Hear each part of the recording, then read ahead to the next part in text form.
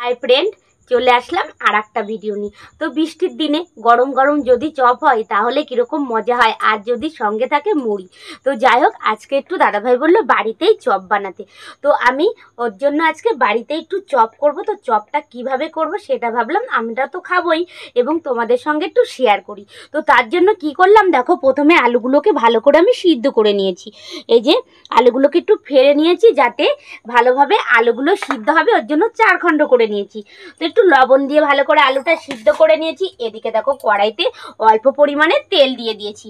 তো তেলটা ভালো করে গরম হয়ে নিক। এদিকে চপের জন্য আমি মশলাটাও রেডি করে নিয়েছি, কিন্তু মিক্সিতে, যেহেতু সন্ধ্যাবেলা খাবো ওর জন্য দুপুরবেলার দিকে বিকেলের দিকে মশলাটা আমি রেডি করে রেখেছি।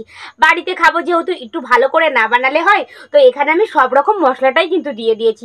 আদা বাটা, জিরে বাটা, রসুন বাটা, কাঁচা লঙ্কা, শুকনো লঙ্কা সব কিছু দিয়ে দিয়েছি। এইভাবে চপ বানিয়ে খাবে, খেতে না সেই টেস্টি। তো যাই হোক, আমার কথা বলতে বলতে তেলটা দেখো বেশ ভালোভাবে গরম হয়ে গেছে। তো কি করব, আমি সবার প্রথমে মশলাটা আগে দিয়ে দেব। এই যে মশলাটা দিয়ে দিলাম।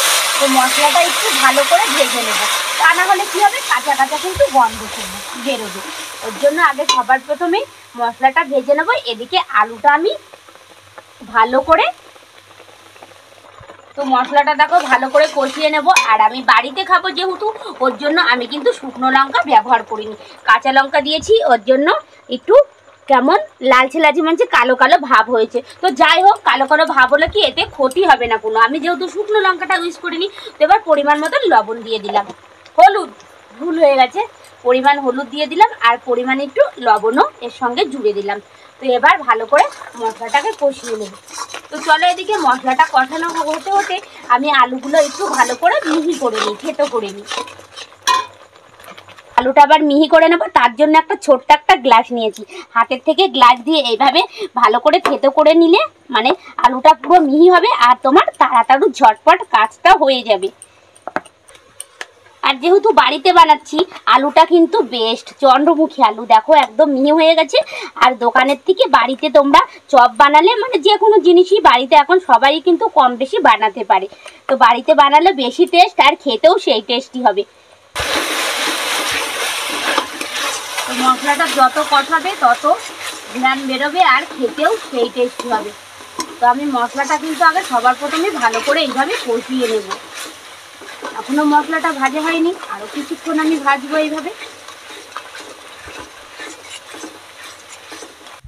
তো মশলাটা দেখো ভালো করে আমার কষানো হয়ে গেছে, গায়ের থেকে এই যে তেল ধরে গেছে।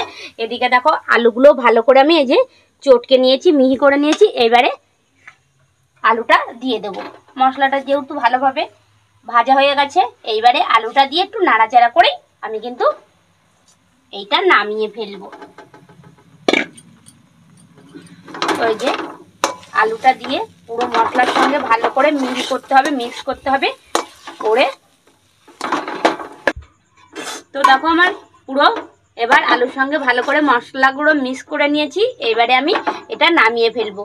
না, এটা নামিয়ে কড়াইটা ধুয়ে কড়াইটাতে একটু তেল দিয়ে এবারে বেসনটা তৈরি করে নেব, দেখতে থাকো। তো আমার আলুটা পুরো রেডি হয়ে গেছে, পুরটা রেডি হয়ে গেছে। এদিকে দেখো গাবলাতে পরিমাণ মতন আমি এই যে বেসন নিয়ে নিয়েছি। তো এবার এর মধ্যে আমি বেসনটাকে আগে ভালোভাবে ফাটিয়ে নেব। তো তার জন্য প্রথমে দেখো বেসন গাবলার মধ্যে নিয়ে নিয়েছি। আর এই যে পরিমাণ মতন কালি জিরে নেবে, কালি জিরেটা দিলে কি হয়, স্বাদটা সেই টেস্টি হয়। যেহেতু বাড়িতে বানাবে তোমরা, নিজেরা খাবে, ওর জন্য একটু কালি জিরে কিন্তু অবশ্যই দিতে হবে। আর একটু পরিমাণ মতন লবণ দিয়ে দিলাম। লবণটা তোমাদের স্বাদ অনুযায়ী তোমরা দেবে, যে পরিমাণে চপ করবে সেই অনুযায়ী লবণটা দেবে। আর একটু পরিমাণ হলুদ দিয়ে দিলাম। তো এবার আমি সব কিছু দিয়ে আমি আর এর মধ্যে কিন্তু অন্য কিছু দেব না। ওই যে অনেকে কি বলে খাবার ছোটা না কি বলে, ওটা আমি জানি না। যাই হোক, আমি আর কিছু দেবো না, শুধুমাত্র বেসনটা দিয়েই কিন্তু ভালো করে ফাটিয়ে নেব।